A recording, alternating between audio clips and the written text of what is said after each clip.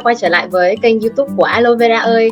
Đây là kênh mà mình sẽ chia sẻ về những kinh nghiệm du học cũng như là sẽ truyền thật là nhiều năng lượng tích cực tới với các bạn trẻ Gen Z. Hôm nay mình có mời tới kênh YouTube của mình một Migration Agent, một chị đại diện di trú, chị Jen Đỗ. Chị có thể giới thiệu một chút cho các bạn khán giả của em về chị được không ạ? Xin chào tất cả mọi người, mình tên là Jen Đỗ và hiện tại mình đang là Migration Agent tại công ty FAG Consulting ở một thành phố của tiểu bang Queensland, đó là thành phố Brisbane. Nó là một thành phố phát triển thứ 3 tại Úc sau Sydney và Melbourne. Bang Queensland thì là một trong những bang mà hiện tại đang có những cái chính sách định cư về di trú cũng khá là ưu tiên, bởi vì một số vùng ở bang Queensland vẫn được tính là vùng thưa dân. Cho nên là đó là do tại sao mà hiện tại đang có rất là nhiều các bạn du học sinh ở Việt Nam đã và đang bắt đầu sinh sống và cũng như học tập tại bang Queensland. Mới phần giới thiệu mà đã thấy vào việc rồi đó.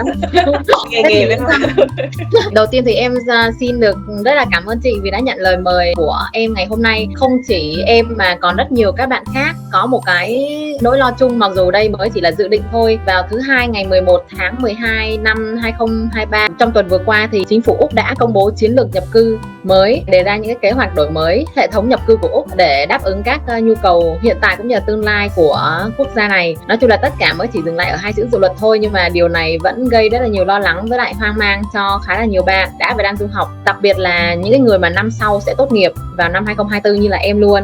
Đó là lý do mà hôm nay em mời chị tới đây để cùng em trao đổi cũng như là tâm sự, và em muốn nghe những cái lời khuyên từ một đại diện di trú như chị. Chị có thể cho em và các bạn khán giả của em được biết là trong cái chính sách nhập cư mới này thì có những cái thay đổi quan trọng nào, từng loại visa như là 482, 485 không chị? Tại sao năm nay chính phủ làm khá là gắt? Đó là tại vì thời gian khi mà sau dịch Covid thì các bạn cũng biết chính phủ Úc mở cửa khá là nhiều cho du học sinh cũng như là người nước ngoài đến với Úc. Cái điều đó đơn giản thôi, bởi vì kinh tế đi xuống cho nên là tất nhiên là người ta sẽ cần economy recovery, có nghĩa là khôi phục lại kinh tế. Nhưng mà sau cái thời gian mà mở cửa giao thương mà một cách mà ồ ạt như vậy á, thì họ mới nhận ra là nó có quá nhiều cái lỗ hổng. Một trong những cái lỗ hổng lớn ở trong đó đó là các bạn qua đây không với cái tư cách là các bạn muốn đi du học thực sự. Không nói chỉ riêng về nước Việt Nam mà theo thống kê có cả những cái nước như là Ấn Độ hoặc là Philippines hoặc là những cái nước khác, các bạn qua đây để đi lao động hoặc là các bạn đi làm thuê khi mà Việt Nam được đưa lên level trả lại level 1. Trong cái việc mà được xét duyệt cái visa du học thì các agent ở Việt Nam mở đường cho cái việc đó là chuyển đổi visa từ visa du lịch visa 600 sang visa 500. Thì cái việc chuyển đổi visa đó nó không sai, nhưng mà cái việc đó là chuyển đổi ồ ạt mà không có check kỹ cái background của các bạn, và thậm chí là có một số bạn không có tiếng Anh đầu vào trường mà agent giới thiệu á, thì đa số sẽ là những cái trường rất là rẻ, chất lượng giáo dục không tốt và nó không đảm bảo được cái việc đó là các bạn thực sự sẽ đi học. Và vì những cái việc như vậy nên là mới dẫn tới cái hệ quả ngày hôm nay, đó là cái việc là migration planning của Bộ Di trú nghe có vẻ hơi có gì đó một chút nó hơi bất công đối với các bạn du học sinh. Và tất nhiên là Bộ Di trú lúc nào cũng sẽ tiếp tục monitor và lúc nào cũng sẽ theo dõi để xem coi cái tình hình như thế nào, và nếu như mà mọi thứ nó ổn định lại thì sẽ có những cái thay đổi tích cực hơn. Sau khi em đọc thì em cũng thấy là đối với lại du học sinh, đặc biệt là visa 485 postgraduate sau tốt nghiệp ấy, thì nó có một số limitation lại. Nghĩ đó là một trong những cái điểm mà làm cho các bạn du học sinh gọi là khá bị sốc. Thứ nhất là việc giảm thiểu cái thời gian được cấp của cái visa 485 hay còn gọi là temporary graduate visa. Từ ngày trước thì bachelor với master by coursework á, thì một số master được lên 3 năm. Nhưng mà ngoài ra thì Bộ Di trú Úc vẫn quyết định là sẽ giữ lại cái visa 485 thứ hai đối với các bạn mà học ở vùng regional. Nó có một cái stream gọi là 485 replace second visa. Thế thì bây giờ chị có thể nói kỹ hơn một chút về temporary skill shortage visa và những cái thay đổi có thể xảy ra trong năm 2024 không ạ? Thì hiện tại như các bạn đã biết là cái visa 482 còn gọi là visa trụ qua lãnh ở dạng tay nghề ngắn hạn. Thì với dòng visa này, trước mắt thì Bộ Di trú Úc đã đưa ra một cái sự thay đổi khá lớn, và cũng là một cái sự thay đổi khá là positive. Những bạn nào mà có diện tay nghề ở trên dòng short term skill occupation list, có nghĩa là những cái ngành mà tạm gọi là ngắn hạn á, thì bây giờ có khả năng có thể được apply để chuyển tiếp lên cho visa 186, có nghĩa là visa thường trú. Và đây là một gọi là sự thay đổi khá là lớn và cũng là tốt cho các bạn mà đang học những cái ngành mà dạng tay nghề, dạng skill, dạng trade. Em hỏi hình như là marketing specialist hoặc là sales hoặc là business các thứ của tụi em ấy thì nó cũng nằm trong short term đúng không? Hay nó nằm trong medium với long term skill? Đúng rồi em, những cái ngành mà short term là những cái ngành mà về marketing hay là về business hoặc là về finance các kiểu như vậy đó, thì có một thời gian các bạn cảm thấy hơi lạc lõng vì đúng rồi, vì các bạn không được thấy ưu tiên khi mà cái ngành mình học ấy nó không có cái chuyển tiếp để đi lên cái visa thường trú. Chỉ có duy nhất là option cho các bạn được apply đó là cái visa ban bảo lãnh thôi. Đây là 190 đúng không chị? Đúng rồi, 491 và 190 em, tùy theo nó cái dùng thư dân hay không. Ngoài ra nữa thì có những cái thay đổi về cái visa 482, nó khá là nhiều nhưng mà chị sẽ tóm tắt một vài thứ thôi. Thứ nhất là cái thời gian cho cái visa 482, nó sẽ cấp cái visa 482 là từ 2 cho tới 4 năm.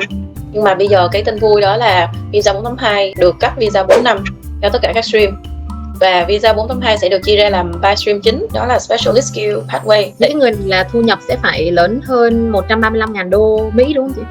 Đúng là 135.000 đô Úc. Hiện tại là với cái stream này là vẫn chưa có đưa ra một cái occupation list, có nghĩa là một cái danh sách nhất định sẽ có lợi hơn cho những cái người mà giống như là đang làm manager, kiểu giống như là regional manager hoặc là manager nói chung công ty lớn á, thì sẽ có khả năng apply cho cái dòng này. Stream thứ hai là Core Skill Pathway. Mức lương của người đương đơn phải ít nhất là 70.000 một năm. Job and Skill Australia họ cũng đã có công bố một cái danh sách mà top những cái ngành mà in demand. Đa số là sẽ tập trung nhiều vào những cái ngành về y tế, sức khỏe, cộng đồng, IT. Stream cuối cùng được gọi là Essential Skill Pathway, là dành cho những cái stream, là dành cho những cái nhóm ngành mà được coi là bị trả lương ít hơn so với những cái nhóm ngành professional, như là những cái nhóm ngành mà mang tính chất lao động tay chân khá là nhiều quá, ví dụ như là làm farm, cơ khí nè, là sửa xe đó, hoặc là những cái bạn làm về thợ hàn, thợ gỗ, thợ điện. Đây là những cái ngành nghề thật sự cần thiết cho kinh tế của nước Úc hiện tại. Đây là những ngành mà dưới 70.000 đô một năm đúng không chị? Đúng rồi em. Ngoài cái việc mà thay đổi về cái visa 482 đó là visa chủ bảo lãnh, thì một cái điều mà các bạn ngoài du học sinh sau khi học xong cũng khá là quan tâm, đó là cái việc thay đổi về cái dòng visa mà tay nghề theo diện Apply Skill Independent 189 hoặc là State Nomination 190, 491 như vậy. Cái lớn nhất mà Bộ Di trú đưa ra đó là họ sẽ thay đổi lại cái việc tính điểm, thì chị nghĩ là họ sẽ tập trung khá nhiều vào cho cái vùng thư dân. Tiếp theo nữa là Bộ Di trú họ commit là sẽ xét duyệt những cái hồ sơ visa này chỉ trong vòng 21 ngày. Đúng rồi, cái đó là cái mà em thấy vui đáng kể cho những cái người mà kiểu đang ngày nào cũng phải chờ đợi để được duyệt visa ấy nhỉ. Khá là mừng đối với những cái bạn nào mà đang trên visa 485 mà sắp hết hạn ấy, mà đang chờ đợi để được chuyển tiếp qua cho visa 482 ấy. Sự thay đổi tiếp theo đó là visa holder, có nghĩa là cái người mà đang giữ cái visa 482 á, mà muốn thay đổi người chủ thì họ được quyền có 180 ngày để tìm một người chủ mới. Thì trước là các bạn chỉ có 60 ngày để được tìm một người chủ mới thôi. Ngoài ra nữa thì là sẽ có một cái dạng visa mới gọi là Talent and Innovation Visa, target vào những cái người mà đầu tư mà kiểu như innovative, có nghĩa là đầu tư sáng tạo. Đây là loại 188 đúng không chị? Nó khá là giống như 188E. Ngoài những cái visa mà mua trái phiếu, đầu tư hoặc là mua business nhiều tiền ra, thì nó vẫn còn cái stream gọi là 188E. E á, có nghĩa là entrepreneur.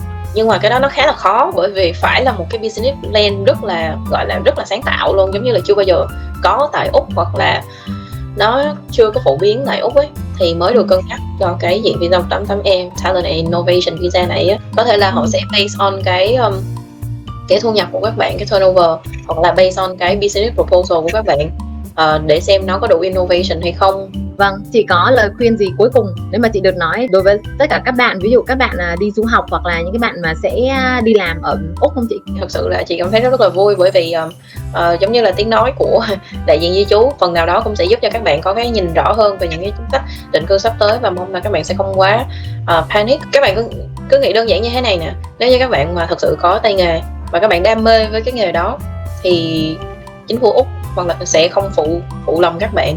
Không chỉ mỗi chính phủ Úc mà là tất cả các business đều tìm kiếm những cái người có pure intention ấy, là những cái người mà có ý định chân thành, trong sáng và thực sự là muốn giúp cho mọi người cùng phát triển, thì tất nhiên rồi họ sẽ không phụ lòng mình, đúng không chị? Đúng rồi em, cho nên là chị nghĩ là đúng là sẽ có rất là nhiều thông tin cảm thấy sốc đối với các bạn, nhưng mà nếu như các bạn tìm hiểu kỹ những cái nguồn tin đáng tin cậy như là trên website của Bộ Di trú nè, hoặc là những cái trang tin báo đài uy tín, hoặc là thậm chí inbox trực tiếp với những đại diện di trú migration agent hiện tại. Thì chị ví nghĩ dụ như là công ty Fix Consulting của chị Jen. FIG là viết tắt của gì vậy chị? Đó là câu hỏi ai cũng hỏi. FIG là viết tắt của chữ Financial Investment Group, có nghĩa là lúc mà khi mà lúc được đặt ra ấy, là tụi chị focus khá là nhiều bên cái mảng visa đầu tư và visa business á, cái visa mà mua bán nó lại như là 188 hoặc là 491 SBO, Small Business Owner chẳng hạn như vậy.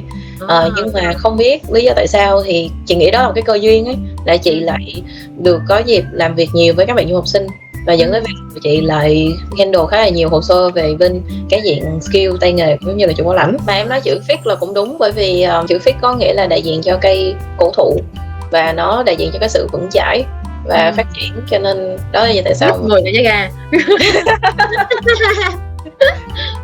7 ngày 7 đêm mới ra được cái tên.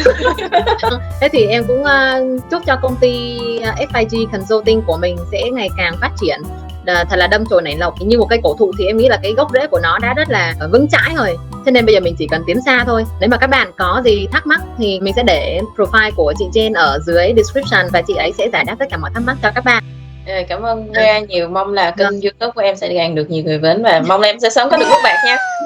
Cảm ơn chị, mong là một cái ngày nào đó em sẽ quay lại Brisbane chơi và được gặp chị Jen đỗ face to face. Nếu mà các bạn thích video ngày hôm nay thì cũng đừng quên cho mình và chị Jen một like cũng như là subscribe kênh Aloe Vera ơi để đón chờ những cái video khác về tips du học này cũng như là cuộc sống du học của mình ở Úc. Còn bây giờ thì bye bye, hẹn gặp lại mọi người.